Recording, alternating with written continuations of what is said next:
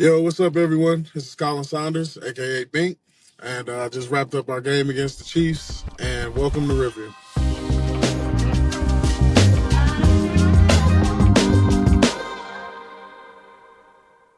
I think that our mindset heading into that game, especially with it being a Monday night game, a big time game that everybody's kind of watching. So we wanted to just try and make a statement if we could, and get a win, obviously against a really tough opponent, and just get back on track and kind of start back getting into that win column.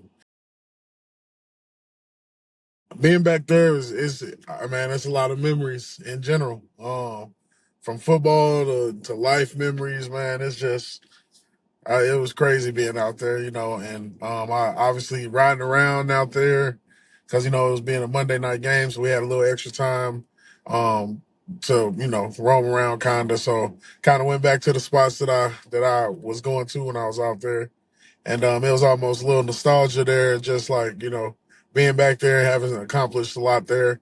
And it was definitely an emotional trip too, because like I said, outside of football, man, so much of my life happened there and just progressed there and stuff like that. So man, it was fun. It was a good time to get back there. A good time to be back in Kansas City and play in an important game and stuff like that. And yeah, it was a great experience, man. One of the best ones I've had in the NFL. The Chiefs fans, the Kingdom.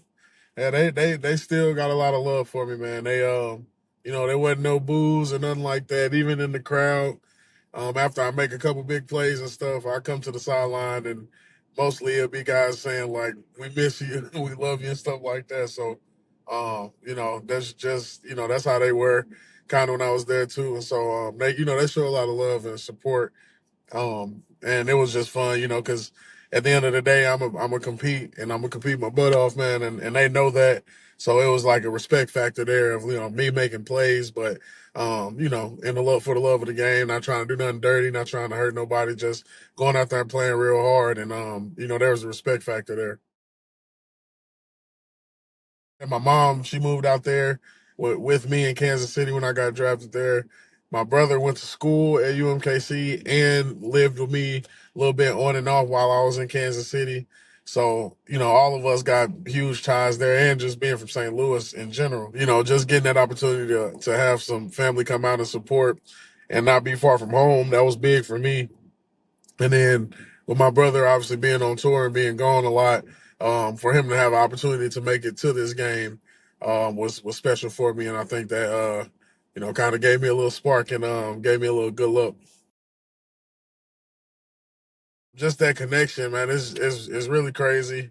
It's really random, but it's just like one of them things where, especially with Travis and Taylor and my brother and me, like we're all just kind of, just genuine good people and just trying, just be genuine to each other and stuff like that. And it wasn't no like, oh, we all know each other or nothing like that. It's just like we all met, and that just so happened that he is dancing for, and now I'm on the Saints. And if I was still on the Chiefs, it'd have been cool to, have them root together and stuff like that. But that's just so how it worked. And yeah, she having her there, performing, going to some Super Bowls. I'm sure I've played in front of some pretty big stars, but having a connection to her and playing in front of her was pretty cool. So I will say that. The guy's special, man. Like, I've told him this plenty of times, and I've told the world this plenty of times. But he's the best quarterback I've ever seen. Man, the dude is smart. He's athletic, can make all the throws. And with each year, you can genuinely see more and more wisdom coming in this game, just like being able to read defenses and stuff like that. So he's only getting better.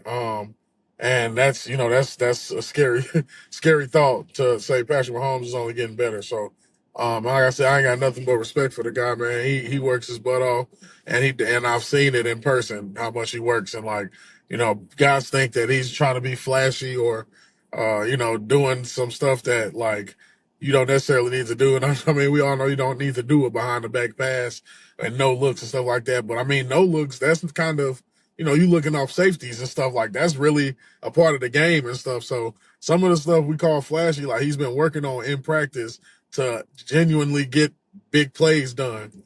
And so, but I think what kind of just makes him different is, well, not different from the greats of the game, but just different right now is just his otherworldly ability to finish. Man, he's a super great finisher in the clutch times, and he just he finds a way to make the plays, whether that be with his legs or his arm, and like I said, he's a special talent for sure. Yeah, man, Trav. Yeah, that's another one of my goats for sure.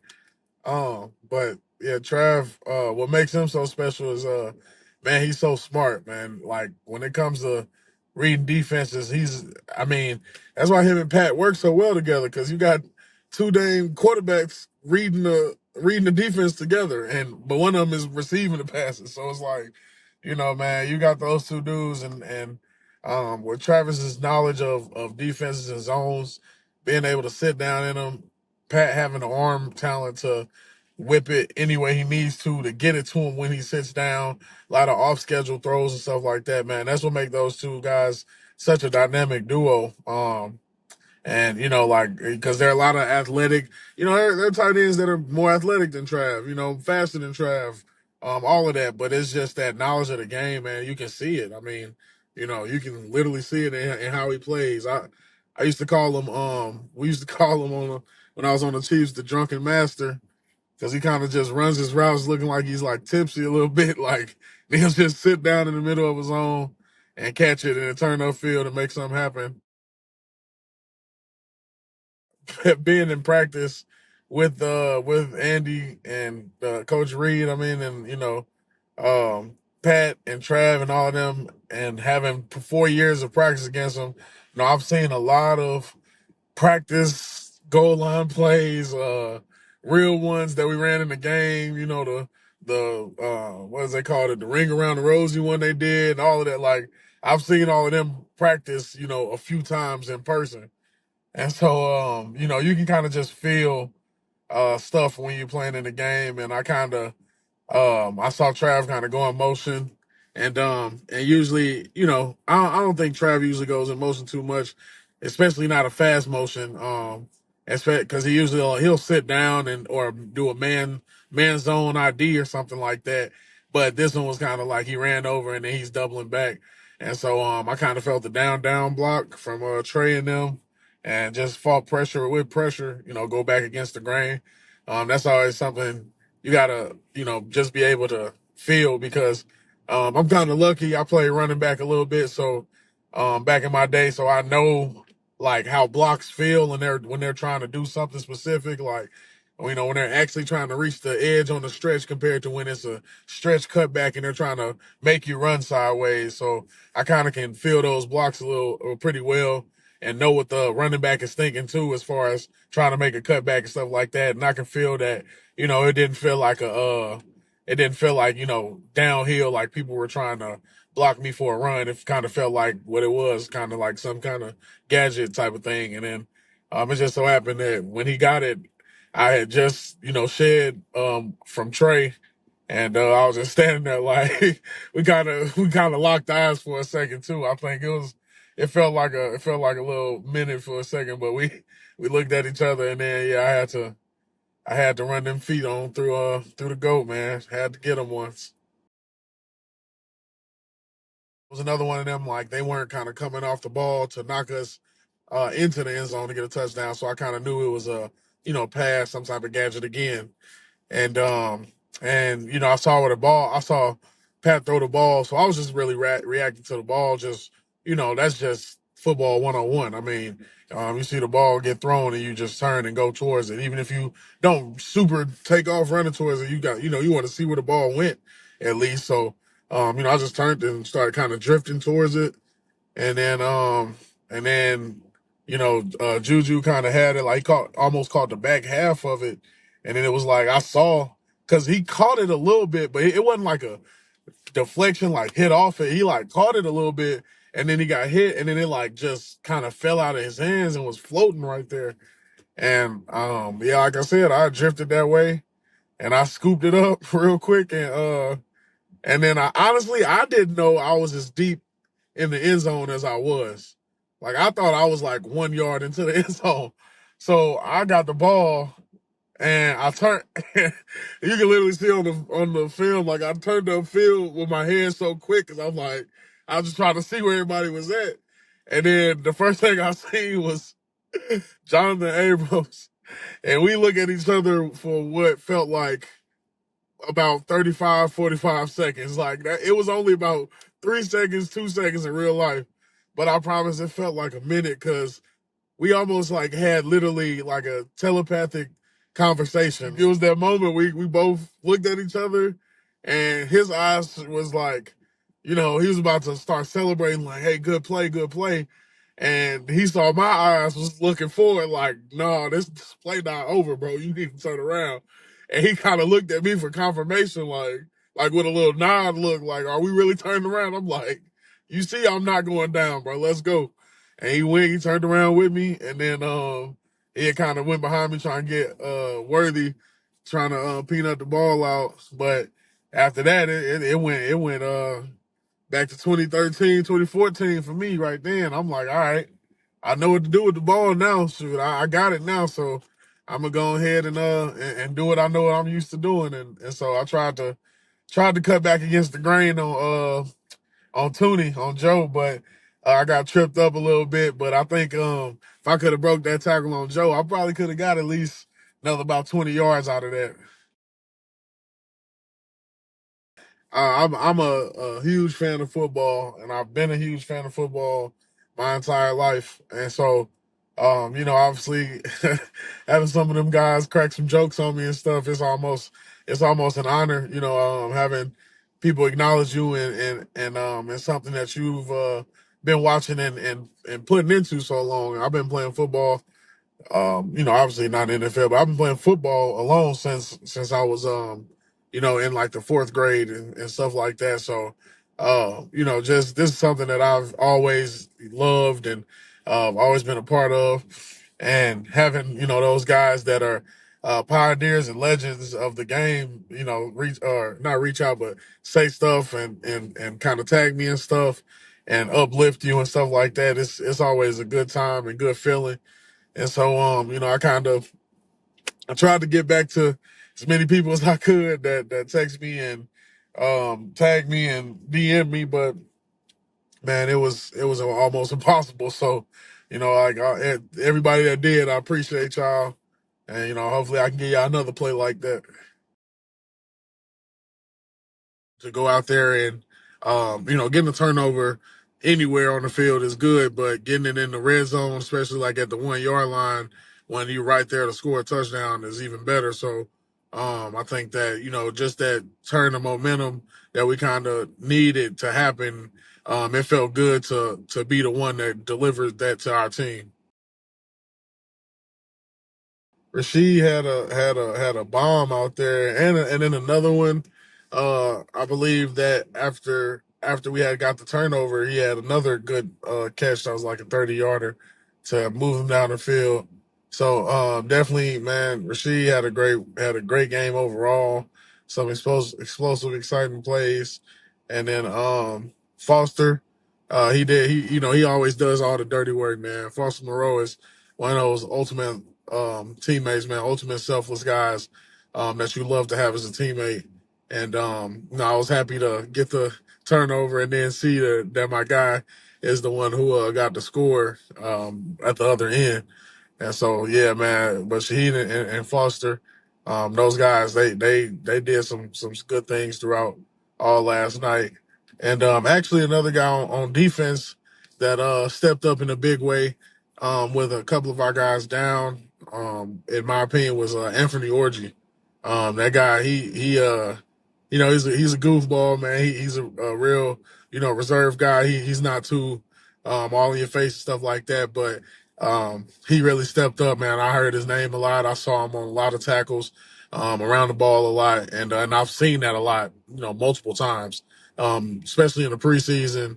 When when they had the younger guys playing a little more, I saw that a lot, and I told him that. So I'm proud of him, proud of him. And then last guy is another fellow Missouri Valley guy. Well, when I was in the Missouri Valley, but my guy Ridge, man, John Ridgway, big big dog, sexy white chocolate, man. He I think he calls himself the Vanilla Gorilla, man. So shout out to Vanilla Gorilla, man. He had a great game. He was very disruptive, had a lot of pressures, and man, it's always nice to see guys from the FCS level, just continue to help our conference grow and continuing to put talent into the NFL. So, I mean, I was proud of him. I got Christian Boyd. He's out right now, but that's another guy I'm looking forward to make some noise and continue to grow the Valley football name and stuff like that. And I'm just fortunate to have two of those guys under my wing and kind of coaching them up and being the old head, you can say. And yeah, just kind of getting them ready for those next steps in the NFL. It was fun catching up with some of the guys like Mike and Noddy and Chris and McCole, Pat and Trav, all those guys, man. I got a chance to talk to them all, Turk and Mike Dana and them guys, George and them. Like, I can continue and going down the line, but those guys, man, they all kind of came up to me and was just telling me like, you ain't have to do that to us and get the interception and make the big play and stuff like that. I told them like, y'all the ones who always trying to let the old lineman score and trying to make somebody look crazy. I had to, give y'all a little taste of y'all medicine, man, see how I feel. Letting the big man rumble on y'all. So desperately would have wished we could have got that one. That would have been amazing. But obviously there's a respect factor, like I said, with the fans as well and with the players. And they're like, a good play is a good play. And they're like, you made a hell of a play. And even talked to the coaches and Big Red up there and Spags, man, all those guys, Joe Cullen, they all just kind of told me they're proud of me. Even though, that was like they wouldn't have been as proud if we had won. I know that, but they were just saying they were proud of me regardless, though, because they know how hard I work, man, just to come from Western Illinois, coming from one offer to going to a D1 FCS school to trying to continue my career in the NFL, man, and just continue to beat the odds, man. So they were all just happy and kind of sharing that sentiment with me. The Bucs is always a good game for us, man. They, obviously those divisional games, they know you a little well, so it's always a tougher play. And so, man, I'm looking forward to it being back at home finally. Being able to play a game in front of the fans and then it's gonna be a tough challenge, obviously, because the Buccaneers are playing pretty well. They got Baker, who has proved that he's a good quarterback in this league plenty of times on different teams, different situations, man, thrown in there in the fire, stuff like that. And so he's one of the guys who's going to talk a lot. But like I said, man, if he was on my team, I would love it. But obviously he's not, so I gotta hate it. but yeah, he's a fiery dude and he's a great competitor. And I can't wait to play him and hopefully get a lick off on him so I can talk a little trash myself to him, man, because I know he'll entertain. It's always fun when you got a guy who is gonna entertain you back. So I know Baker, he ain't gonna leave me high and dry. That would be crazy to win another one and be at home. Feel like I said, the last time that happened, I was on the other side of it, being Tampa Bay with Tom Brady. So hopefully, God willing, man, that hopefully I'll be on the right side of it this time, and we can feel that and celebrate this city, this great city, man, that pours so much into us, and hopefully we can, get to that level for this city and have it a party, and we'll have a Super Bowl / Mardi Gras parade and be keep it going for the whole week that time. So, but that's obviously our goal. I mean, that's all 32 teams in the NFL goal is to reach the pinnacle of that game. But we got to keep plugging away and just try and do our best to to host that home game. Even if we the away team, we still gonna be home. So we just do what we can to host that game and hope for the best throughout the rest of the season and just keep working hard to, get a win each week. That's a wrap on Review. Make sure you stay tuned week to week throughout the NFL season. Catch up with your favorite players and hear their side of the story, man.